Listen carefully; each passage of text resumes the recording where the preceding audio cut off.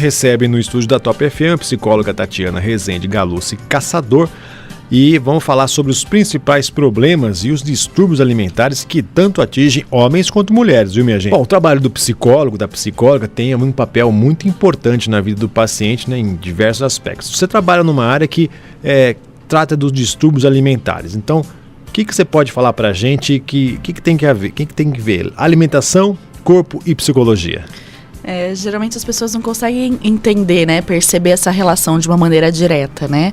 Até porque quando a gente pensa em psicologia, a gente pensa só em emocional, né, em mente, não em corpo, né?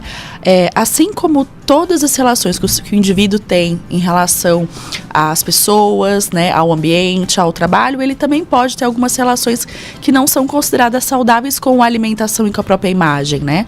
Então o psicólogo, ele busca trabalhar a questão dessa representação que o alimento, que a forma de se alimentar com o próprio corpo, né? Como isso se estabelece nessa relação, como ele se vê, né? Então a gente busca ressignificar, trazer relações mais saudáveis para o indivíduo em relação à sua alimentação, né? Pode parecer uma coisa muito simples, se alimentar é como respirar, talvez, né? Uma questão que é de sobrevivência, mas não é algo tão simples assim, né?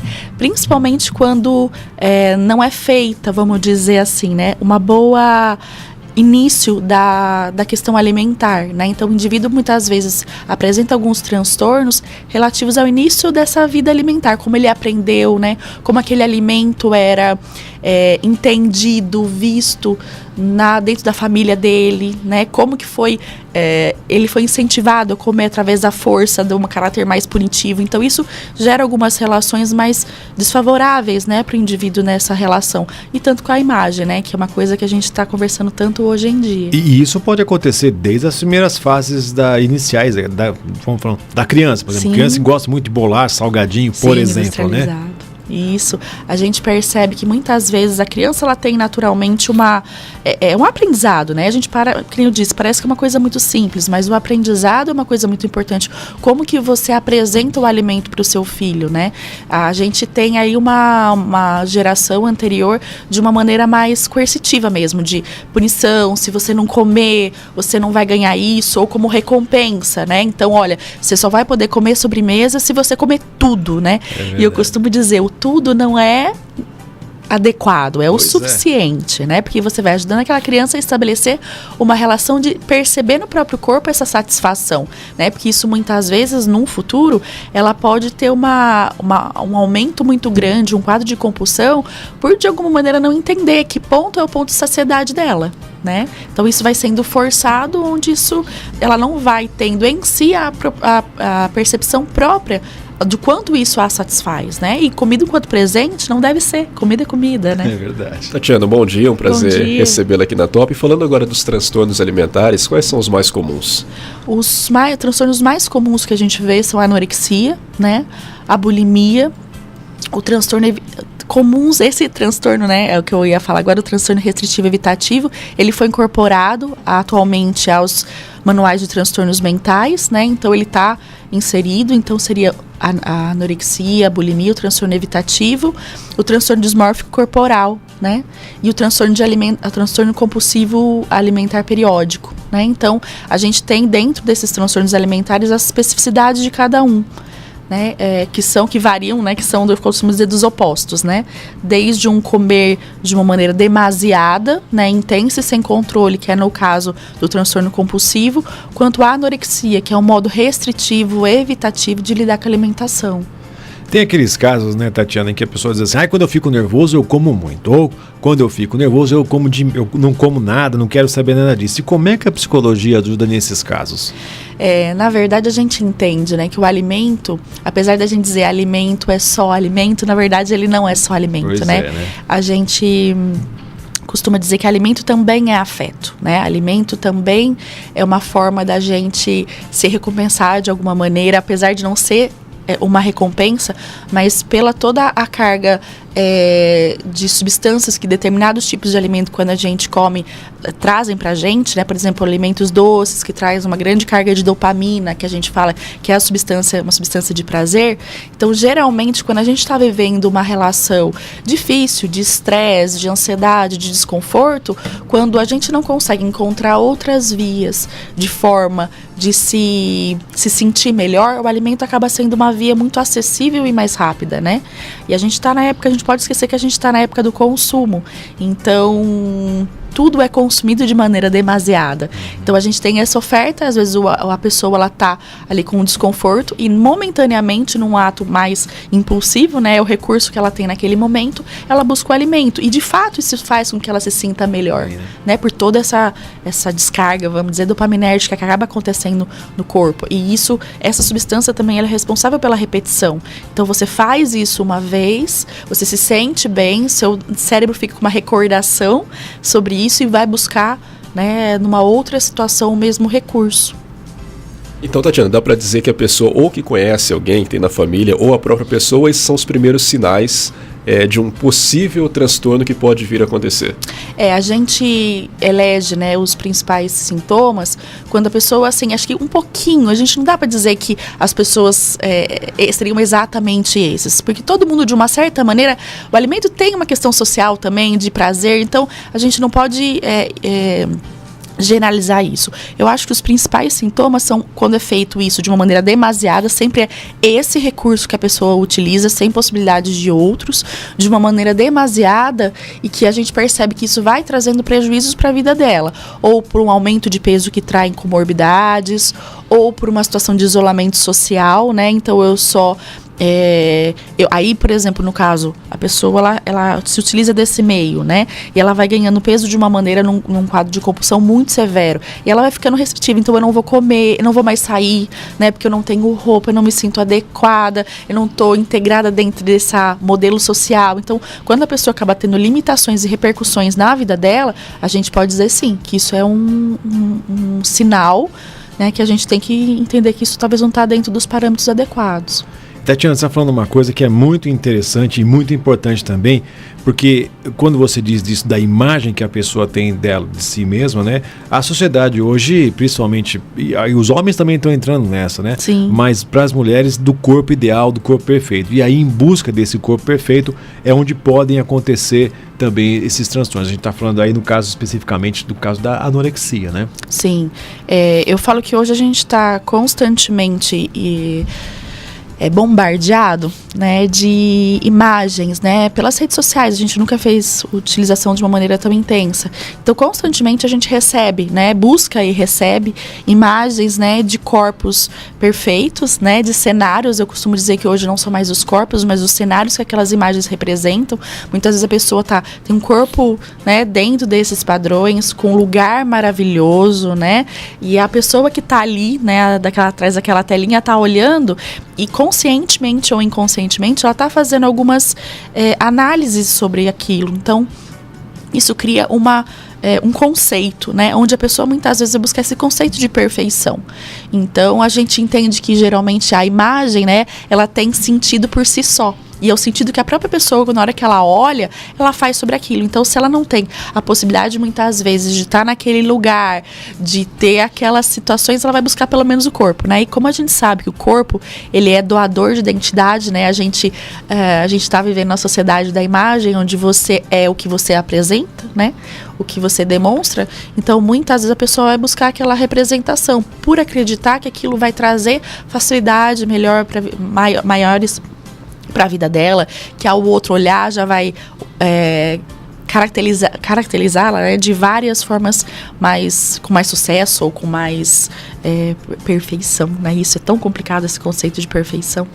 E alguns dos distúrbios estão muito ligados à adolescência, não é mesmo? Mas até por essa questão das redes sociais, pessoas já um pouco mais velhas também estão tendo esse problema.